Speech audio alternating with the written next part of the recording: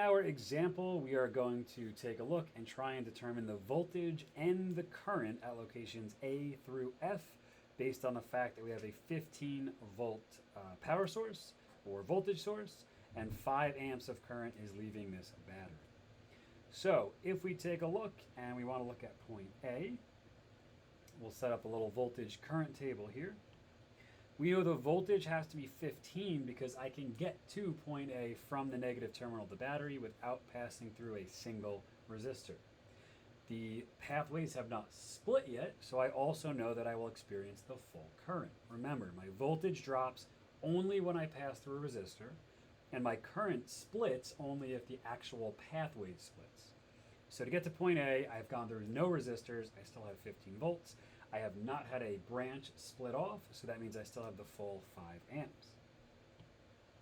Now, when I hit the junction that I've circled in green, we now realize because these resistors are the same, half the current will go down and the other half will continue over. So therefore, I know that the current that passes through B and C will, of course, be 2.5. And I can get all the way from the negative terminal to point B and from the negative terminal to point C without ever going through a resistor. Therefore, we know that for both B and C, the total voltage is still 15. I can get to A, B, or C without ever passing through a resistor, so my voltage does not drop. B and C each get half the current, however, because that is split into two branches, and in this case, the resistors have the same value. To figure out how much current would split if the resistors were different, again, we will look at the more complex mathematics in future videos. Now, to get to point D or E, because it's really not that different, you'll notice that the branch has not branched off again. I'm still in the same pathway. Therefore, D and E must still have 2.5 amps of current because there was nowhere else for that to have gone. But I did pass through a resistor in both of those cases. Well, if I pass through those resistors and I have no remaining resistors left, I must have 0 volts at point D and E.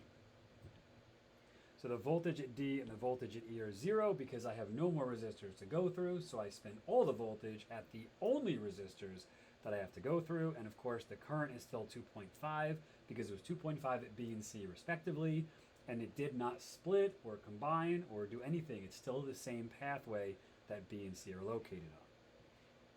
When I want to finally look at F, we realize that at this point, if I had no voltage at D and E, at F I still have no voltage because I have no more resistors to get through, so I have all my voltage has been spent. But I have 6 amps, 5 amps, yet again, I don't know why I can't add.